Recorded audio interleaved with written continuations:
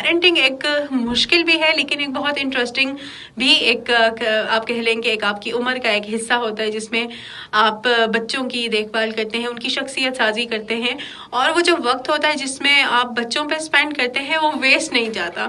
تو آپ کی کچھ سالوں کی جو محنت ہے وہ بچے کی لائف لانگ وہ شخصیت کا حصہ بن جاتی ہے.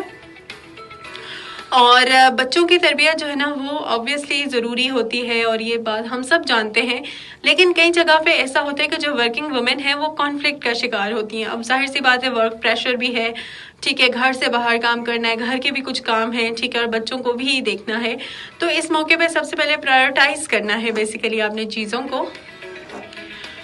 اور جو بچوں کے ساتھ والدین کا وقت ہوتا ہے، چاہے وہ کھیل میں ہو، چاہے وہ پڑھائی میں ہو، یا چاہے تو گپ شپ میں ہو، باتیں کرنے میں ہو، تو وہ بچوں کی شخصیت سازی میں اہم کردار ادا کرتا ہے.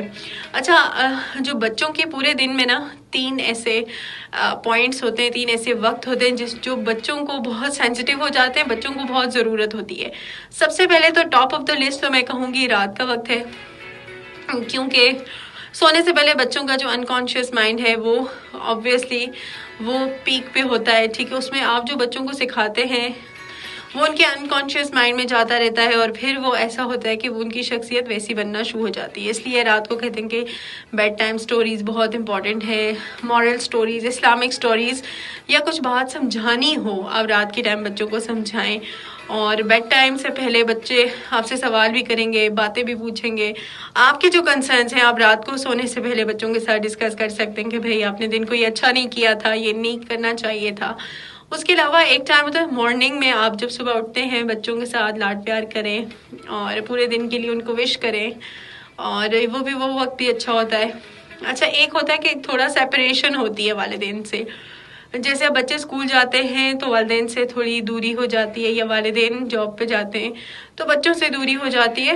تو واپس آنے پہ اب ایک ماں ہے وہ اپنے آفس سے واپس آئی ہے یا بچہ اسکول سے واپس آیا ہے، وہ ایک ایسا ٹچنگ پوائنٹ ہوتا ہے نا، ٹچنگ ٹائم ہوتا ہے جس میں آپ بچے کو پیار کریں، محبت کا اظہار کریں، اس سے ایک انکنڈیشنل لو کریں. اس میں کوئی سوال نہیں کرنا کہ آپ نے کیسا کیا، آپ کا ٹیسٹ کیسا ہوا ہے، آپ نے یہ نہیں، صرف پیار محبت سے بات کریں.